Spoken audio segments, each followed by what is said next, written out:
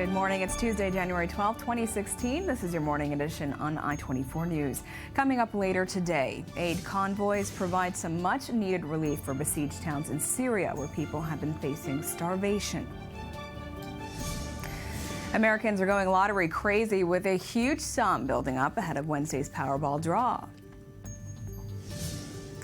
And later on in the show, people all around the world mark the passing of legendary musician David Bowie. Good morning, I'm Meredith Ross, and we begin in Syria, where some much-needed relief in the form of food and medical supplies managed to make its way into the besieged and starved town of Madaya near the border with Lebanon. The convoy of UN vehicles and Red Cross trucks encountered a grim picture upon entering the town of 40,000 that has been encircled by government and allied forces for 6 months, with aid workers describing many people too weak to even greet them. Another convoy simultaneously entered two Shiite villages, Al-Fua and Kafraya, in the northwestern province of Idlib, which has been surrounded by rebel forces. Now, according to Amnesty International, both sides of the conflict have been using starvation as a tactic. Now, on the diplomatic front, U.S. Secretary of State John Kerry said in a meeting with Jordan's King Abdullah yesterday that Washington is pressing for full access to Madaya. The two met to discuss rising tensions in the Middle East between Iran and Saudi Arabia and the ongoing war in Syria, in which nearly all local and world powers are now actively engaged. And we're now joined in studio by I-24 News senior Middle East analyst Ali Wakid. Good morning to you, Ali. And by Elizabeth Zirkov, research fellow at the Forum for Regional Thinking. Good morning, Elizabeth. Thank you for being with us. But first, let's watch the following report. An aid convoy entered the besieged Syrian town of Madaya on Monday, where thousands are trapped, and the United Nations say people are starving to death. Red Crescent trucks carrying food and medical supplies traveling with UN vehicles entered Madaya as part of an agreement between warring sides. At least 10 people are said to have died of starvation in the town, and activists say some inhabitants have been reduced to eating leaves. Spoke to a father of 5 kids in Madaya.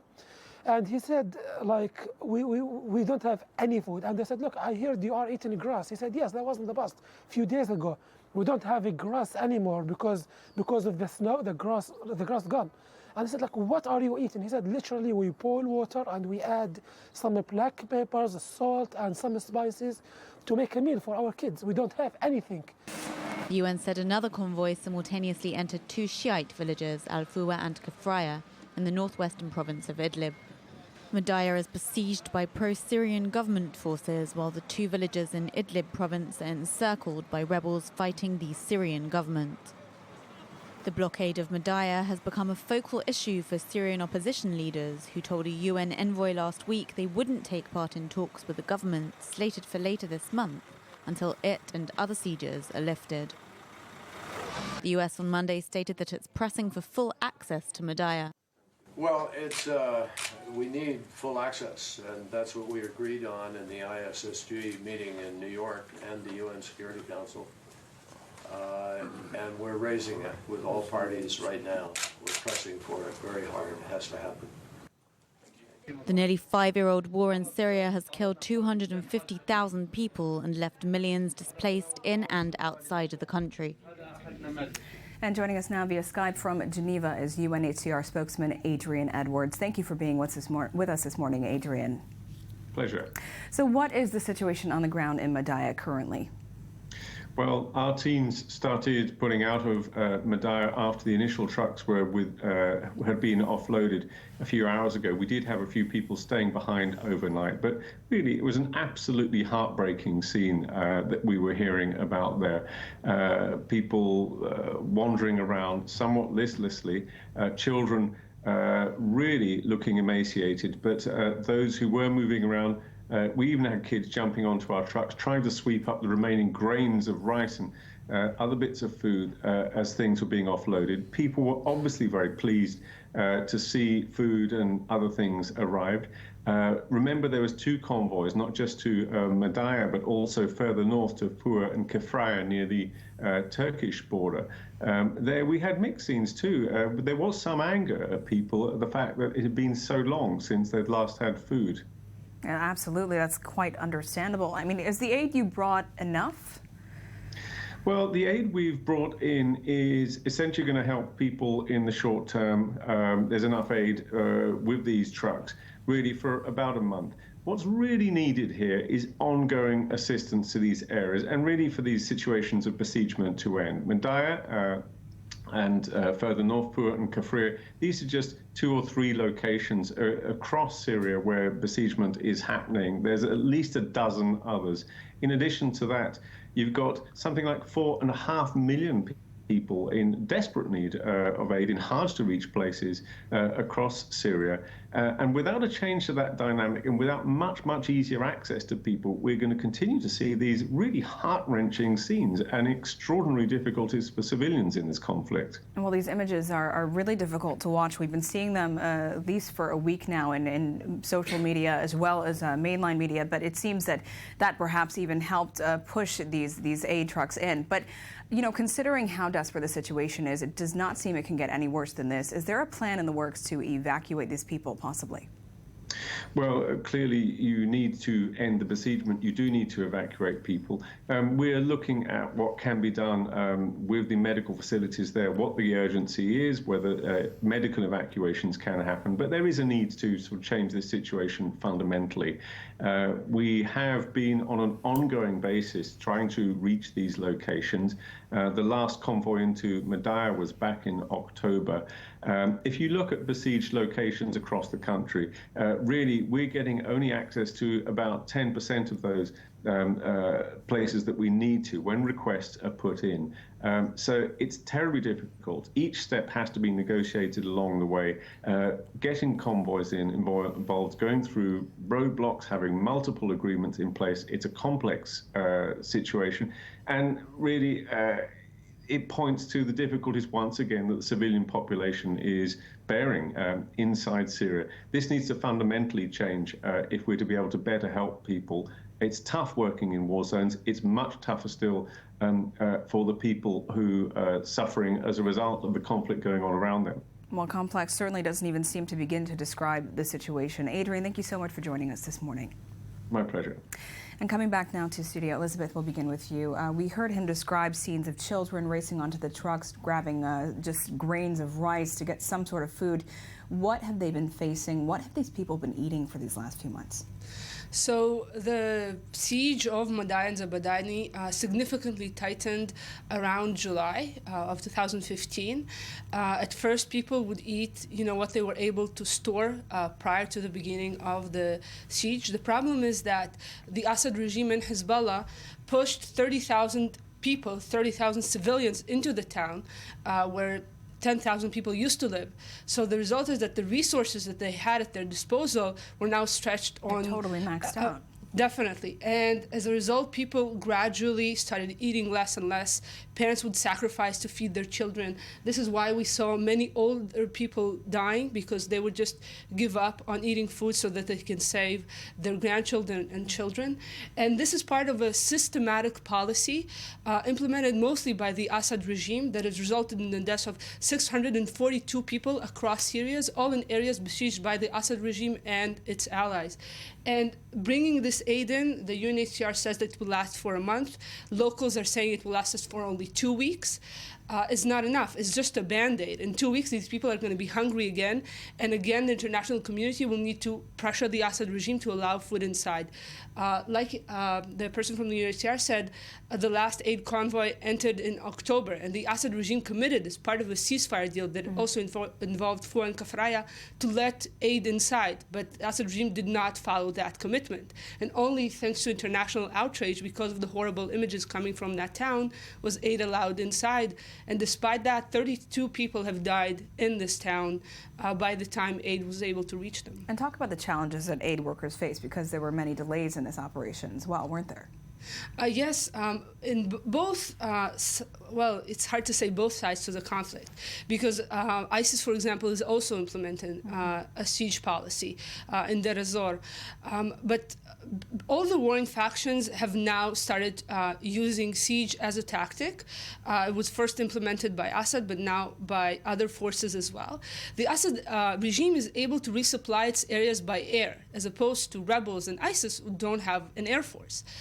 and therefore areas that are besieged by rebels or ISIS are much better off.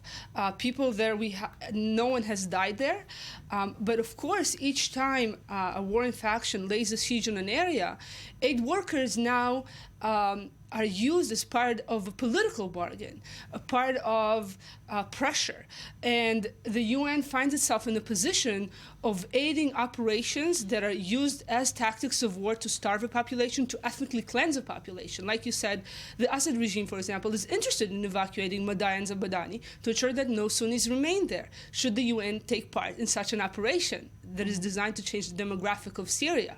So it's extremely problematic, and aid workers are very concerned that they're being used as part of war, but at the same time, they cannot refuse to give aid to people just because it's being used by the sides of this brutal conflict. And, looking at the diplomatic side, Ali, John Kerry met with Jordan's king yesterday and demanded full access to Madaya. Now, what's the likelihood of that happening?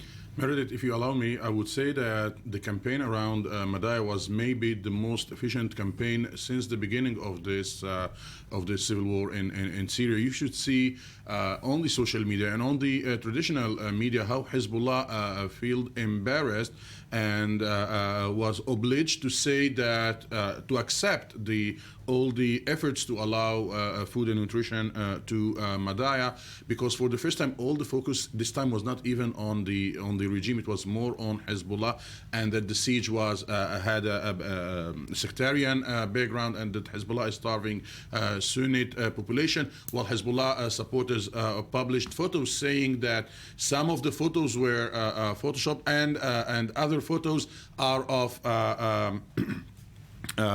people without houses in the West, and that the Sunnite media use these photos of homelesses in order to say that they are starving to death naked in Madaya, and this is not the case. As for the diplomatic efforts, I don't think it will change so much right now on the ground. The regime with Hezbollah feel that it has a momentum and that it's not the time for any ceasefire.